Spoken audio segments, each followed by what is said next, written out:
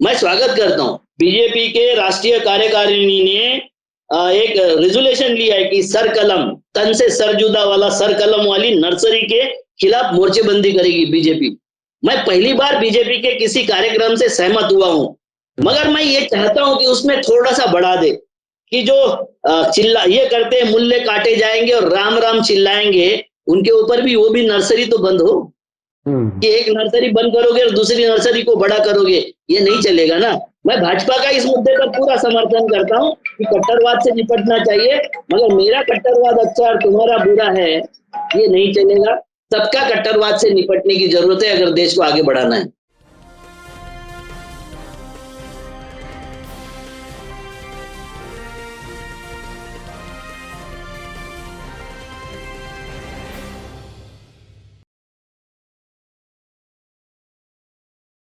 Hello, नमस्कार, आदाब, सत श्री अकाल और सलाम अलैकुम। मैं हूं मोहम्मद अहमद काज़मी, लेकर आया हूं आपका पसंदीदा कार्यक्रम आपके रूबरू। आज मंडे है और आज हम कई इश्यूज पर बात करेंगे नागपुर से अविनाश काकड़े जी से। काकड़े जी किसान सेवा संघ के अध्यक्ष हैं और बहुत ही बेबाक अंदाज में अपनी बात रखते हैं और राष्ट्रीय और अंतर्राष्ट्रीय मुद्दों पर काफ़ी गहरी नज़र रहती है। आमतौर पर हम राष्ट्रीय मुद्दों पर ही उनसे बात करते हैं, क्योंकि सियासत से भी आपका ताल्लुक है और किसान सेवा संघ और उसके अलावा विदर्भ अलग राज्य की मांग जो महाराष्ट्र में चल रही है, उसकी सपोर्ट में कैंपेन में आप शामिल हैं। अविनाश काकड़े जी, मैं आपका स्वागत करता हूं। मैं आगे जाने से पहले अपने दर्शकों को बता दूं कि हम किन किन इश्यूज पर बात करेंगे। एक तो ये कि इस वक्त श्रीलंका में हालत यह है कि प्रेसिडेंट राष्ट्रपति भवन से भागा हुआ है, फरार है और जनता वहां एक तरह से कंट्रोल किया हुआ है, घुसी हुई है और इसकी बुनियादी वजह यह है कि वहां की इकोनॉमी एक तरह से फेल हो चुकी है। उनके पास विदेशों से सामान मंगाने के लिए फॉरेन करेंसी रिजर्व खत्म हो चुका है और अब वो बिल्कुल हाथ में कटोरे जैसी हालत है। इल्जाम यह है कि सरकार ने फाइनेंसिस को, मुल्क के आर्थिक सिस्टम को सही से नहीं चलाया, उसमें बड़ा मिसमैनेजमेंट हुआ है। हम भारत में भी इस तरह की हालत देखते जा रहे हैं, देख रहे हैं और जब प्रधानमंत्री जी कहते हैं 5 किलो अनाज, तो अब आहिस्ता आहिस्ता ऐसा लग रहा है कि एक बड़ी तादाद भारत में है जो उस 5 किलो अनाज की मजबूर हो चुकी है। मजबूरी की वजह यह है कि कारोबार ठप हैं, नौकरियां खत्म हो गई हैं, नई नौकरियां मिल नहीं रही और हर तरफ बेचैनी है, चाहे वो किसान हो या जवान हो। और उसके अलावा भी जो पढ़े लिखे शहरों में जवान हैं वो भी दर दर की ठोकरें खा रहे हैं, उनको नौकरियां नहीं मिल रही हैं। ये सूरत हाल हमारे देश की है। महंगाई अपने उरूज पर है, बेरोजगारी और कारोबार की कमी। इस पर हम बात करेंगे कि क्या भारत में भी कुछ उस तरह की स्थिति बनती जा रही है, अगर ऐसा है तो क्यों है, उसकी वजह क्या है। उसके अलावा एक नया विवाद शुरू हुआ है। वेस्ट बंगाल की एक मेंबर पार्लियामेंट है, महुआ मोइत्रा, उन्होंने एक काली माता के बारे में कुछ फिल्म बनी है, उस पर कोई कमेंट किया। उस पर प्रधानमंत्री नरेंद्र मोदी जी ने फौरन एक ऐसा कमेंट किया है जिस पर मीडिया में चर्चा हो रही है। उसके अलावा ये जो एयरफोर्स और फौज में जो भर्ती की जो नई स्कीम 4 साल वाली है, उसके लिए भी अब एप्लीकेशन, ऐसा बताया जा रहा है कि एप्लीकेशन जरूरत से कहीं ज्यादा है। उसमें भी एक ऐसा एहसास हो रहा है कि शायद वो इतनी बेचैनी है कि वो 4 साल की नौकरी के लिए भी तैयार हैं। बड़ी तादाद है और शायद सरकार के लिए ये बड़ी राहत की बात होगी कि वो ये कहेंगे कि साहब हमारी पॉलिसी बिल्कुल कामयाब है। महाराष्ट्र और सुप्रीम कोर्ट में क्या कुछ होना था, अब क्यों नहीं हो रहा है, उस पर बात करेंगे। और बीजेपी नेशनल एग्जीक्यूटिव ने सर कलम वाले जो बात जो चली, उसके खिलाफ एक रेजोल्यूशन पास किया है। अविनाश काकड़े जी, वेलकम है आपका। मीडिया स्टार वर्ल्ड को आपने समय दिया। आप ये बताइए कि हमारी, आपके दर्शकों का भी आभार और आपका भी आभार। बहुत बहुत शुक्रिया। आप ये बताइए कि श्रीलंका जैसी हालत के भारत कितना दूर है, ये एक बड़ा सवाल लोगों के दिमाग में आ रहा है कि आखिर हम कहाँ खड़े हैं, हमारी क्या हालत है। आप इसको किस तरह से देख रहे हैं? हम आउटर पे खड़े हैं, स्टेशन पहुंचने वाले हैं बहुत जल्दी, क्योंकि श्रीलंका के जो सरकार आई थी, वो जो सरकारें थी, वो उसी नारे पर आई थी, अच्छे दिन आने वाले हैं, सबका साथ सबका विकास। और फिर उन्होंने जो तामिलों के विरोध में किया, मुसलमानों के विरोध में किया, जो हरकतें वहां हो रही थी श्रीलंका में, करीबन करीबन उसके करीब हमारी हरकतें हो रही है। जैसे वहां की एयरपोर्ट और जो है क्या बोलते शिप पोर्ट, और वो सब जैसे चाइना के कंट्रोल में चले गए, तो हमने भी रेल के ब्रिज चाइना से बनाए। मोबाइल सारे हमारे यहाँ चाइना के है ही। उद्योग के सारे 70% मटेरियल हमने चाइना से मंगाना शुरू कर दिए। हम यहाँ प्रोसेसिंग करते हैं, बाकी प्रोडक्शन चाइना करता है, तो उससे हमारा प्रोडक्शन भी घट गया है। और ये हालत हमारे यहाँ करीबन करीबन उस तरफ हम देश को ढकेल रहे हैं। और ये ढकेलने का जो मामला चल रहा है, मुझे नहीं लगता ये मोदी जी की ये है। मोदी जी तो किसी के इसमें खेल रहे हैं। ये जो इंटरनेशनल दबाव है उसको झेल नहीं पा रहे मोदी जी। जनता उनको समर्थन नहीं करती, क्योंकि वो जनता, उनकी जो जनता है, उनके जो भक्त है, जो प्रजा से नागरिक बने थे, नागरिक से भक्त बन गए, तो भक्त जो है वो उनका जो पढ़ाया गया है वो उगल रहे हैं अभी। और तो उगल जो रहे वो धार्मिक मुद्दे उगलते हैं, वो जातीय मुद्दे उगलते हैं, वो सनातन उगलते हैं, वो कट्टर हिंदुत्व उगलते हैं। तो ये जो मुद्दे उगलते हैं उसके कारण संभल नहीं रहा मोदी जी से, देश अभी संभलने के बाहर हो गया। क्योंकि आपके अगर नौकरशाह आपको सलाह देने लग जाए कि हमारे यहाँ जो लोक लुभावन नारे चल रहे हैं, लोक लुभावन योजनाएं चल रही है, जनता को 5 किलो अनाज से लेके बाकी जो चल रहे हैं, उसके कारण देश डूब रहा है। और लाखों करोड़ों लोग जो लोन लेके फरार हो गए, जिनके ऊपर लाखों करोड़ों का मतलब जितना जीडीपी हो सकता है एक राज्य का, उससे कई गुना अधिक लोग एक एक इंडस्ट्रीज को है, और वो कभी भी माफ कर दिया जाता है, कभी भी लेके वो भाग जाते हैं। आपने देखा होगा कि एक कंपनी आके चाइना की हमको लूट के ले जाती, 62,000 करोड़ से लूट के ले जाती है, और उसको प्रमोट करने के लिए आईपीएल, जो अमित शाह जी के बेटे के कंट्रोल में है, वो उसको प्रमोट करता है। तो उसका कारण है कि जब लंका पर कर्जा का बोझा जीडीपी से 119% हो गया था, लंका टूट गया। भारत का भी जो कर्जा का बोझा है वो 90% तक पहुंच गया है। जितना जीडीपी है उससे 90% भारत पर कर्जा हो गया है।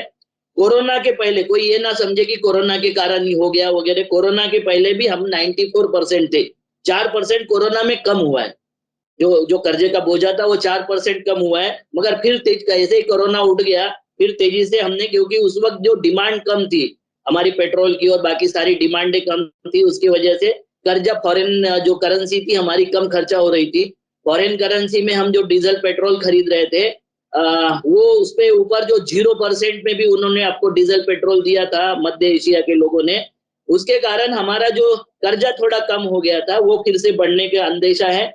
आप देखिए कि पंजाब पर 53.3% कर्जा है, राजस्थान पर जीडीपी के सारे जीडीपी से कंपेयर हो रहा है, राजस्थान की जीडीपी से 39% 8% है, पश्चिम बंगाल का 38.8% है, केरल का 38.3% है, आंध्र प्रदेश का 37.6% है, उत्तर प्रदेश का 34.2% है, मध्य प्रदेश का 31.34% है, गुजरात का 23% है, और महाराष्ट्र का 20% है। मगर महाराष्ट्र ने बहुत हालत खराब कर दी है। ऐसा बताया गया चारों तरफ कि महाराष्ट्र बिल्कुल कर्जे में डूब गया, कर्जा का ये हो गया वो हो गया। हालांकि जो महाराष्ट्र पे फडणवीस सरकार आने के पहले जो कर्जा था उसके 10 गुना ज्यादा कर्जा फडणवीस सरकार ने ले लिया था पिछली वाली। और उसके बाद में अभी जो कर्जा कम हुआ है, हमारा कर्जा 20% है, उसको अब फिर से बढ़ाने वाले हैं। और उसके लिए इनको ये सरकार चाहिए थी, जो सरकार इन्होंने हिंदुत्व के नाम से ला ली, कि हिंदुत्व हम लाना चाहते हैं।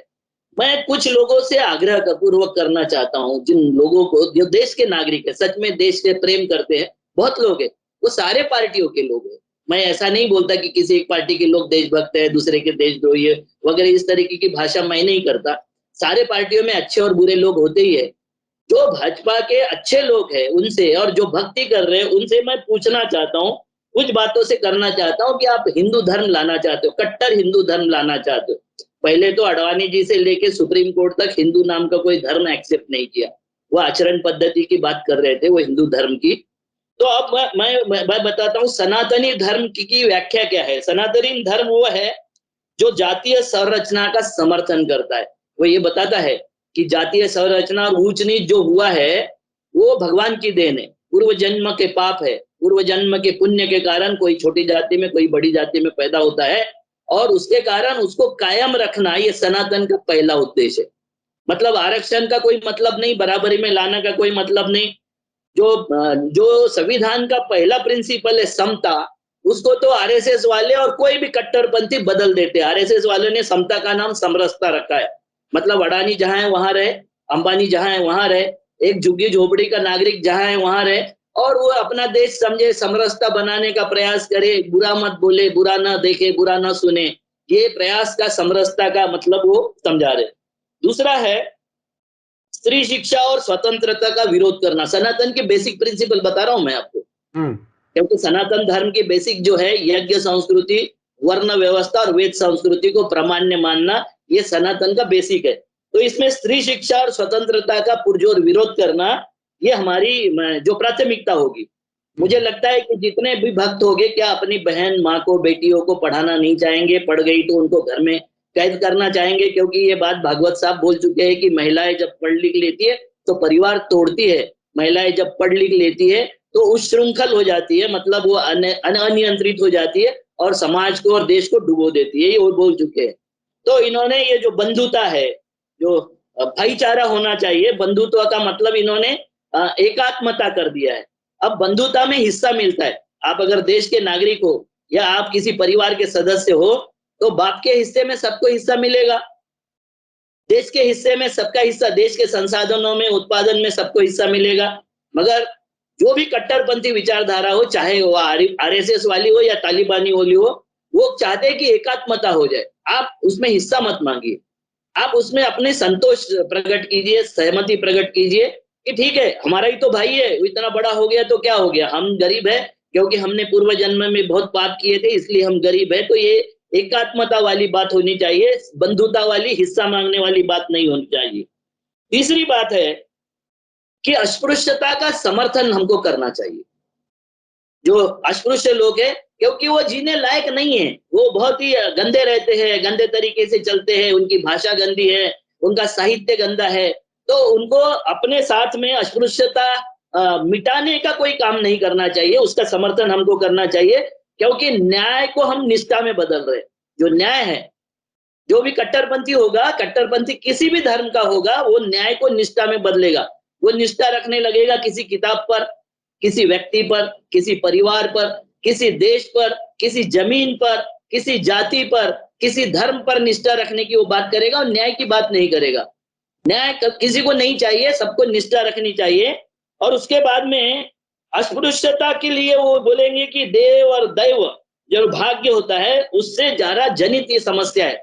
ये समस्या इंसान के पैदा की हुई नहीं है, ये भगवान ने पैदा की हुई समस्या है और इससे स्वतंत्रता नहीं करना है आपको, क्योंकि आपको अगला जन्म अगर अच्छा चाहिए तो इससे मुक्ति मिलनी चाहिए। स्वतंत्रता जिंदे आदमी को मिलती है और मुक्ति मरे वाली आदमी को मिलती है, जो मर जाता है उसको मुक्ति मिलती है। तो सनातन का मतलब है मुक्ति के लिए प्रयास करना, स्वतंत्रता के लिए प्रयास करना। ये सनातन का मतलब नहीं है, उद्देश्य भी नहीं है। तो हमें उसके लिए काम करना चाहिए। अब तो मुझे ये लगता है कि ये सारी चीजें किसी और जगह से डिजाइन होके आई है, क्योंकि लूट के तरफ आपका ध्यान न जाए, बेरोजगारी के और भूख के तरफ ध्यान न जाए, इसलिए हमारे यहाँ हर कैलेंडर में मुद्दे बदल जाते हैं। पूरा कैलेंडर में जनवरी से अगर पढ़ा दूं ना तो दिमाग हिल जाएगा। मेरा तो दिमाग हिला हुआ है कि भाजपा के इस साल के जो कैलेंडर है वो जनवरी में हिजाब और हलाला आया था, फरवरी में कश्मीर फाइल आई, मार्च में उर्दू और झटका आया, अप्रैल में लाउड स्पीकर और कश्मीरी पंडित टूट पड़े थे इनके ऊपर, मई में ज्ञानवापी और ताजमहल टूटा था, जून में नुपुर शर्मा और हनुमान चालीसा हम गा रहे थे, जुलाई में अग्निवीर, उदयपुर, महाराष्ट्र, अमरावती, जम्मू, अमरनाथ यात्रा ये गा रहे थे, अगस्त में हम शुरुआती हो गए, अभी अगस्त तो मध्य में है, जुलाई के हम काली माता गाने लग गए। तो ये हमारे जो शेड्यूल बदल रहे हैं, ये हमारा जो कैलेंडर बदल रहा है, इतने तेजी से कैलेंडर, कभी देश इतना तेजी से परिवर्तन नहीं होता है। नफरत परिवर्तित हो सकती है, आज इसके प्रति नफरत कर, उसके प्रति नफरत कर, उसके प्रति विरोध, पर तो उसके प्रति विरोध, नफरत हो सकती है, क्योंकि देश को बढ़ने के लिए फॉरेन पॉलिसी हो, इकोनॉमिकल पॉलिसी हो, या देश की कोई जाति व्यवस्था वाली आरक्षण वाली पॉलिसी हो, इसको बदलने में बहुत संघर्ष करना पड़ता है। इसको अच्छा बनाने में भी संघर्ष करना पड़ता है, बुरा बनाने में भी संघर्ष करना पड़ता है। मगर हम लोग बुरा बनाने के लिए जो आक्रामक पवित्रे ले रहे हैं, बुरा बनाने के लिए जो हेट स्पीच और हेट तैयार कर रहे हैं, हम बड़ा एक लार्जर देन लाइफ मुसलमानों का पिक्चर हमने पैदा कर दिया है। और ये मुसलमानों का जो पिक्चर हमने लार्जर देन लाइफ इसलिए पैदा किया है कि ये जो सनातनी हिंदू शास्त्र है वो ये कहता है कि आपको एक काल्पनिक खतरा खड़ा करना पड़ेगा। जैसे मुसलमानों ने इजराइल और जू को खतरा खड़ा कर दिया, हमने मुसलमानों को खतरा खड़ा कर दिया। भाई जू की संख्या 1 करोड़ से भी कम होगी और मुसलमान 150 करोड़ से आसपास है, मगर 1 करोड़ से वो 150 करोड़ भयभीत है। आपके जो मुसलमान हैं यहाँ हिंदुस्तान के, उनके 18-20 करोड़ से हम 90 करोड़ 100 करोड़ हिंदू भयभीत है। तो ये भयभीत इसलिए होते हम क्योंकि भयभीत करना और काल्पनिक भय खड़ा करना किसी विभाजन को कम करता है। विभाजन क्या है? हमारे यहाँ जाति का विभाजन है, 46 लाख जाति अभी आइडेंटिफाई हुई है।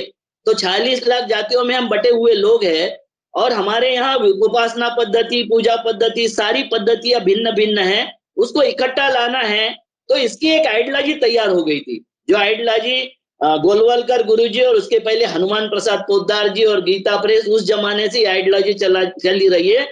और इस आइडियोलॉजी को बनाने में गीता प्रेस और कल्याण मैगजीन का बहुत बड़ा योगदान है। इन्होंने जो 1857 का गदर हुआ था तो 1870 से डिस्कोर्स बनाना शुरू किया था, क्योंकि मारवाड़ी जब राजस्थान से भागे थे तो इन्होंने अंग्रेजों के साथ में अच्छे बुरे धंधे, सारे धंधे करके एक पैसा कमा लिया था। और पैसा कमाने के बाद उनको ये रसूख पैदा हो गया था कि अब हमें हमारा श्रेष्ठत्व सिद्ध करना चाहिए। तो श्रेष्ठत्व सिद्ध करने के इसमें इन्होंने पहला आंदोलन लिया था गोरक्षा का, जिसमें यादव इनके लठेत बन गए थे। और ये पूरा डिस्कोर्स उत्तर भारत में फैलाने का पूरा श्रेय इस विचारधारा को है, जो आज भी 2014 तक चल रहा है। उसके बाद तो बहुत तेजी आ गई। अच्छा, सनातन धर्म के बारे में जो चीजें आपने बुनियादी बताई, उसमें जो आपने खुद भी बताया कि लड़कियों की शिक्षा के खिलाफ हैं मोहन भागवत जी, तो वो बिल्कुल उसी तरह से जैसे तालिबान के लोग भी उसी तरह से लड़कियों को पढ़ाने को अपना धर्म धंधा करना चाहिए। मतलब जो कलार थे उनको दारू निकालना चाहिए, जो लोहार थे उनको लोहे का धंधा करना चाहिए, जो बढ़ई थे उनको बढ़ई का धंधा करना चाहिए, जो किसान थे उनको किसान का धंधा करना चाहिए। और ये आदरणीय भागवत जी बोलते हैं, हर जगह बोलते हैं। उनका कोई एजेंडा छुपा हुआ नहीं है, उनका प्रगट एजेंडा है। वो प्रगट एजेंडे को हम नहीं समझ सकते, लेकिन उसको धूमिल कर दिया जाता है, कंफ्यूज कर दिया जाता है सबका विकास वाले नारे से। तो सरकार, पब्लिक जो है वो किसकी बात समझे सही है? प्रधानमंत्री जी सबका विकास, सबका विश्वास की बात करते हैं, लेकिन जो वर्ण व्यवस्था जिसे कहा जा सकता है, मनुस्मृति, सफाई कर्मचारी, तो उनको वहीं रखना है। जो कमजोर तबके के लोग हैं उन्हें वहीं रखना है। उससे तो सोने की चिड़िया हो जाएगा। भागवत जी कहते हैं, मैं नहीं बोल रहा हूँ, भागवत जी कहते हैं कि जो अपना जाति कर्म करेगा, और ये जाति कर्म को हम देखेंगे तो ये देश सोने की चिड़िया हो जाएगा। और इसी कारण आपको देखना होगा कि हम भ्रमित कैसे हो जाते हैं कि हमको 3000 एयरफोर्स के अग्निवीरों के लिए, अग्निपथ के लिए 7,50,000 एप्लीकेशन आती है। अब एक तो अग्निवीर ये नौकरी बहुत अच्छी होगी, जिसमें से एक अग्निवीर ने बेचारे शिंजो आबे को मार दिया, क्योंकि वो मिलिट्री से रिटायर्ड हुआ था, पेंशन नहीं मिल रही थी, फर्स्ट स्टेशन में उसने मार दिया। और उसका भी मुद्दा वही था कि एक धार्मिकता, किसी एक गुट का समर्थन कर रहे थे आबे। उनकी माताजी भी, जिसने मारा, उनकी माताजी भी वही समर्थन कर रही थी। माताजी की चिढ़ उसने आबे पर उतार दिया। शिंजो आबे जैसे एक अच्छा आदमी, जिसने जापान को बनाने में बहुत अच्छी मेहनत किया, बहुत अच्छी अकल लगाया, ऐसा आदमी मारा गया, उसका मुझे दुख है।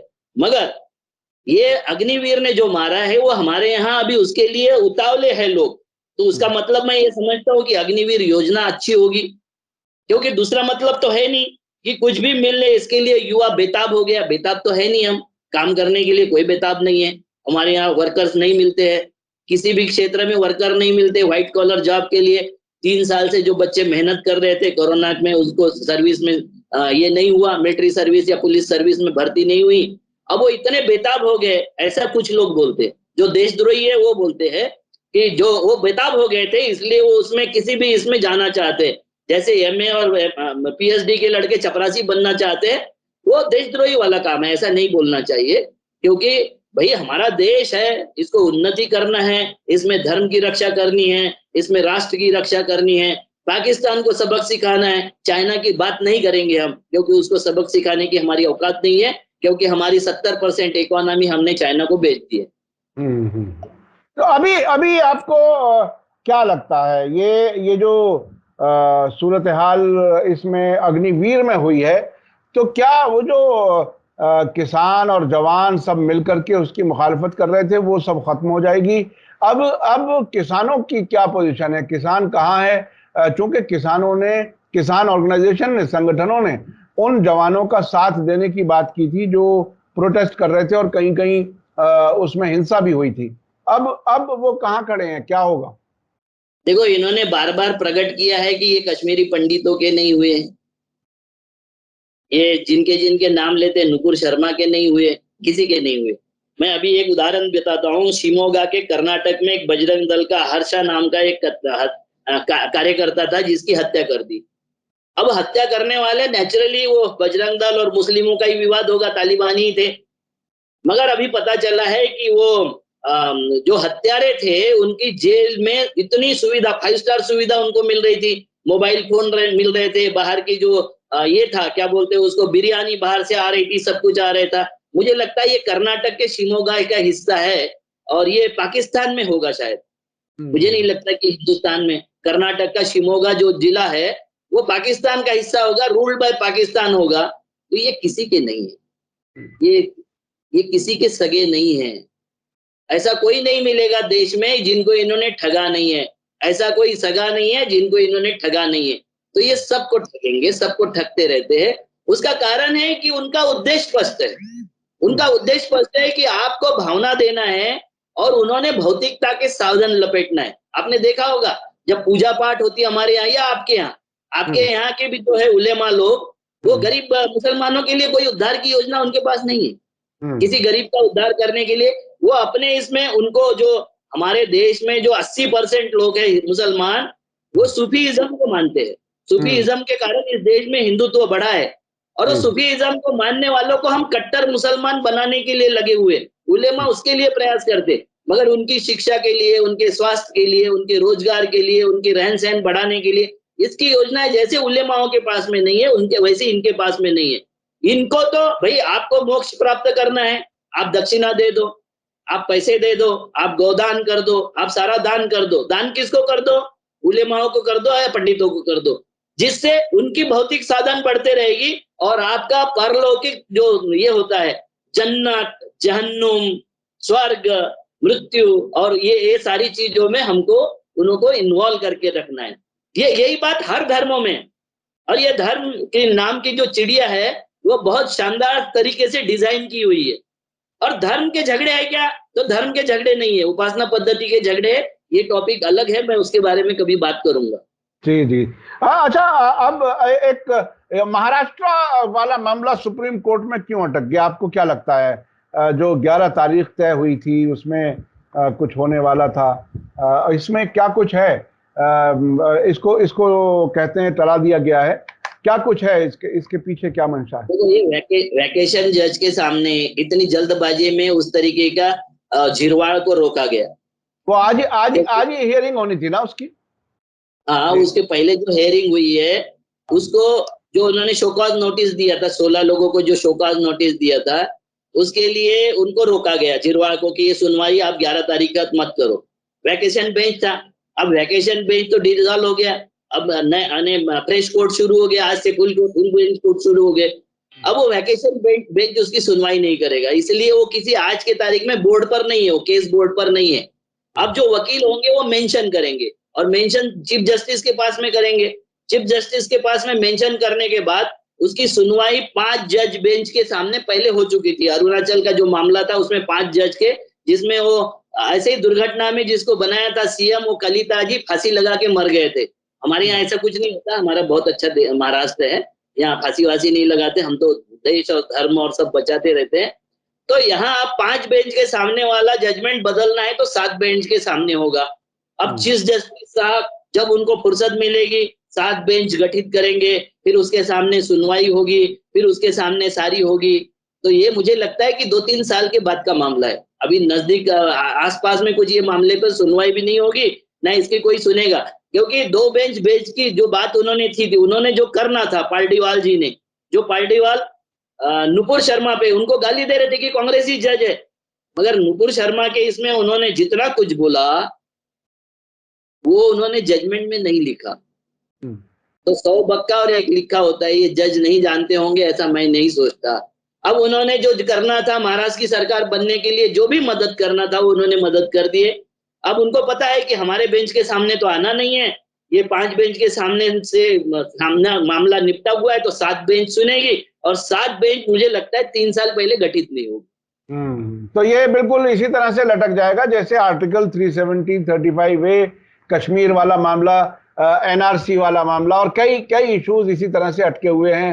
वो अरुणाचल का मामला इसलिए आया था, 2015 का मामला था, अमित शाह ने जल्दबाजी में कर दिया, जब तक वो जुडिशियली पे पूरा नियंत्रण नहीं हुआ था। हमारा जो नियंत्रण होना, यानी आप ये कह रहे हैं, आप ये कह रहे हैं कि अब नियंत्रण पूरा है। मैं आपको बताता हूँ, कांग्रेस के बड़े नेता ने मुझे पूछा था कि अविनाश जुडिशियली ऐसी कैसे बदल गई, तो मैं बोला आपको 2-3 फोटो मैंने भेजा था जो हाईकोर्ट जज नियुक्त होने वाले थे, वो नमस्ते सदा वत्सले करके उस झंडे के सामने खड़े होके प्रार्थना कर रहे थे, उनके फोटो समेत आपको भेजा था मैंने। उन लोगों को जज आपकी सरकारों ने बनाया भाई, आपके ब्यूरोक्रेसी में वो स्थापित हो गए, आपके न्यूज़पेपर एजेंसियों में वो स्थापित हो गए, आपके मैंने जो बोलते हैं उसको कि आपके संवैधानिक जो संस्थाएं हैं उसमें सब में वो स्थापित हो गए, जुडिशियली में स्थापित हो गए। तो ये विचारधारा जो कांग्रेस में पहले से चली आ रही थी, उस विचारधारा को पोषण करने वाले मदन मोहन मालवीय जो थे, वो जो 4 बार कांग्रेस के अध्यक्ष रहे और इन्होंने हिंदू महासभा की स्थापना की है। जिस वक्त हिंदू महासभा की स्थापना हुई उसी साल में मुस्लिम लीग की भी स्थापना हुई, क्योंकि ये दोनों रसूखदार लोग जो थे अंग्रेजों से फायदे ले रहे थे, अंग्रेजों के साथ व्यापार कर रहे थे। मुसलमानों का वो क्लास था जो जफर के दरबारों का था, बहादुर शाह जफर के दरबारों का वो क्लास था, और या तो फिर वो जमींदार था, या तो फिर वो रसूखदार था, या नवाब थे। हिंदुओं का वो क्लास था जो राजा महाराजा थे, या तो फिर अंग्रेजों के साथ में चोरी का धंधा करके बहुत पैसे उनके पास में आ गए थे। ये दोनों लोगों ने जो स्थापित किया है और उसका परिणाम है कि ये दोनों कट्टर विचारधाराएं साथ साथ चलती है। ये डिजाइन्ड है सर, ये सारा का सारा डिजाइन मामला है, और ये डिजाइन मामले को जब तक हम लोग सामान्य लोग नहीं समझेंगे, इसका प्रचार प्रसार ढंग से नहीं करेंगे, क्योंकि सारे थक गए, सारे समाज सुधारक, सारे के सारे लोग थक गए। लोग ये बोलते हैं कि उन्होंने कुछ नहीं किया, हम क्या कर सकेंगे।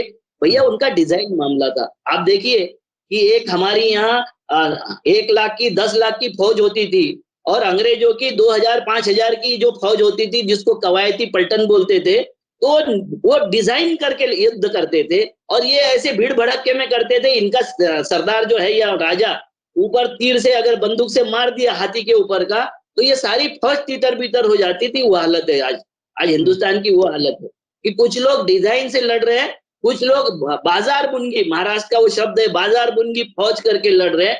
तो ये बाजार बुनगी फौज को जब तक आप मैकेनाइज फौज और ढंग से सोच नहीं बनोगे और सोच नहीं बदलोगे, जब तक कुछ नहीं होगा। हम अकेले अकेले लड़ते रहेंगे और मरते रहेंगे।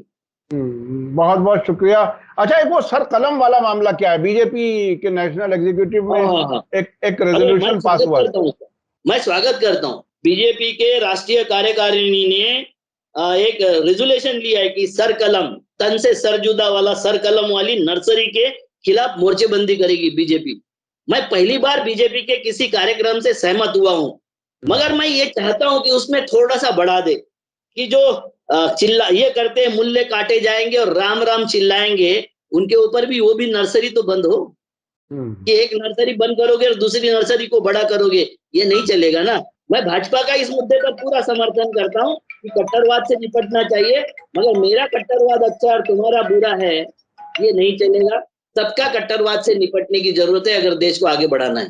जी जी जी, बिल्कुल। कट्टरवाद ही, आपने वो भी बताया कि ये दोनों ही तरफ जो कट्टर जो एलिमेंट्स हैं, चाहे वो हिंदू महासभा के शक्ल में हो या मुस्लिम लीग की शक्ल में, वो सब एक दूसरे से मिल करके एक दूसरे के पूरक, एक तरह से एक दूसरे के पूरक है, डिजाइंड है, संगी मुसंगी भुसंगी कुसंगी सब डिजाइंड है, और ये डिजाइन तरीके से लड़ते हैं। हमको जनता के जो प्रश्न है, नौकरी का, स्वास्थ्य का, शिक्षा का, रोजगार का, हमारे किसी बेहतरी का, उसको दूर रखे। मैं एक बात आपको बता देता हूँ कि बहुत एक दुर्घटना मैंने कल देखा हूँ, कि मैं देखा मतलब सुना है, उसके बाद में देखा मैंने, तो दुर्घटना हो गई थी उसके बाद देखा। मैं रोज जाता हूँ वॉकिंग के लिए, हमारे यहाँ एक तालाब है, उस तालाब में एक लड़का जो 11वीं क्लास में पढ़ता था अपने 2 छोटे भाइयों को लेके आया, और वो पानी में उतरने का प्रयास कर रहा था, फिसल के गिर गया पानी में। उस वक्त तालाब में कम से कम 100-125 लड़के और आदमी तैर रहे थे। वो बच्चे चिल्ला रहे थे कि भाई डूब रहा है, उसको बचाइए। सब पानी में थे लोग, मगर उसको नहीं बचाया।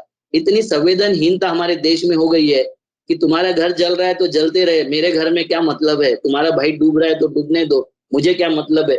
उसमें भी अगर जाति, धर्म और भाषा हम ढूंढते होंगे तो बहुत मुश्किल के वक्त से भारत देश गुजर रहा है। इस मुश्किल के वक्त से हमको मार्ग दिखाए, और ये मार्ग हमारे जो मिडल पाथ के लोग हैं, जो इस देश का मूल डीएनए है, जो बुद्ध के साथ में, महावीर के साथ में, गांधी के साथ में जुड़ा है, बाबा साहब के साथ जुड़ा है, वो हमको सद्बुद्धि दे और आगे बढ़ने का एक अवसर प्रदान करे। यही मैं प्रार्थना कर सकता हूँ, उससे ज्यादा और मेरे पास में कोई शब्द नहीं है। बहुत बहुत शुक्रिया अविनाश काकड़े जी। ये संवेदनहीनता की बात जो आपने कही है वाकई बहुत तकलीफदेह है। डूबता हुआ कोई भी है वो इंसान है, उसका धर्म देखने की जरूरत नहीं है। और मैं समझता हूँ सभी धर्मों में ये बात कही गई है कि इंसान को बचाना जो है वो पूरी इंसानियत को बचाना है। और अगर ये हमारे बीच से ख़त्म हो जाए, वो फिर तकरीबन ऐसा हो जाता है कि शायद रहने की जगह नहीं है, या उसका कैसे सुधार होगा, ये तो बहरहाल बहुत ही संजीदगी से गौर करने की ज़रूरत है। आपने ये भी बताया कि श्रीलंका में जो हालात हैं, तकरीबन उसके आउटर में भारत पहुंच चुका है, और 119% जीडीपी का कर्ज हमारे ऊपर हो चुका है। ऐसी हालत में हमें और अभी अलग तक अलग बचा हुआ है, क्योंकि फूड के लिए हम स्वयं पूर्ण हैं, अनाज के लिए, इसीलिए बचे हुए आउटर पे खड़े हैं। जी जी जी जी अनाज अदानी के गोदाम में पहुंच जाएगा सारा माल, वो आउटर भी हो जाएगा, हम स्टेशन में एंटर कर जाएंगे। बिल्कुल बिल्कुल। और वो अनाज पे भी कब्जा करने की जो कोशिशें थी वो किसान आंदोलन ने रोकी हैं, तब ऐसा है। अगर किसान आंदोलन उस तरह से ना होता, अडानी के हाथ में, अंबानी के हाथ में पहुंच चुका होता, तो फिर वही 100 रुपए किलो वाला और 150 रुपए किलो वाला आटा खाते तो वो अब तक डूब चुकी होती नैया। ये बहुत ही अहम बात है और ये समझने की बात है। अब भी ये प्रधानमंत्री जैसी घोषणा अडानी जी करते हैं कि 2030 के बाद कोई भूखा नहीं सोएगा। एक तरफ दुनिया का एजेंडा ये बोल रहा है कि 20% आबादी भूखी सोने वाली है अभी, और अडानी जी घोषणा कर रहे हैं, मोदी जी नहीं बोल रहे। जी जी। और शायद वो पुरानी वाली बात याद आ जाए लोगों को कि गरीबी खत्म करनी नहीं है, गरीबों को ही खत्म कर दिया जाए, ताकि कोई भूखा ही ना रहे, और जो भूखा है उसे जिंदा रहने का हक नहीं है। तकरीबन वो हालत पैदा करने की कोशिश। एक बात थोड़ा सा मैं बोलना चाहता हूँ। ये जो एजेंडा था ना, ये जो गोरखपुरी एजेंडा था, गीता प्रेस वाला जो एजेंडा था, उस एजेंडा में सबको उन्होंने छापा, मगर उसके साथ में मोतीलाल नेहरू, जवाहरलाल नेहरू और इंदिरा जी नहीं गई। ना उनके विरोध में हनुमान प्रसाद पोद्दार कुछ बोल सके, ना उनके समर्थन में कुछ लिख सके, और ना उनसे कुछ लिखवा सके। वो समझ गए थे ये। और इसीलिए आपको बताता हूँ कि आज जो गालियां नेहरू जी को बकी जाती है, इंदिरा जी को बकी जाती है, नेहरू परिवार को और गांधी परिवार को बकी जाती है, उसका कारण यही है कि इनके एजेंडे में उन्होंने रोक लगाई थी, बहुत साल रोक लगाई थी। अब ये मुक्त हो गए। हाँ, बहरहाल सोशल मीडिया पे और ज्यादा लंबी बात नहीं कर सकते। आपकी हर बात में कुछ ना कुछ नया पहलू, नई चीजें होती हैं सीखने की, समझने की। बहुत बहुत शुक्रिया अविनाश काकड़े जी। हमारे दर्शक आपको काफी पसंद करते हैं, देखते हैं, और आपने आज कई इश्यूज पर, खास तौर पर जो देश को एक तरह से अलर्ट करने की बात की है कि श्रीलंका जैसे हालात हमारे यहाँ ना हो जाएं। ये बहुत ही खतरनाक सूरत हाल है। सरकार समझे नहीं समझे नहीं मालूम, उससे उम्मीद नहीं की जा सकती, लेकिन शायद जनता को अगर समझ में आए तो वो कोई ऐसा रास्ता निकाल सके कि इससे जान छूटे और इस मुसीबत से किसी तरह से आज़ाद हो सके। बहुत बहुत शुक्रिया अविनाश काकड़े जी, आपने वक्त दिया। इसी के साथ मुझे दीजिए इजाज़त। धन्यवाद, शुक्रिया। जय भारत, जय हिंद।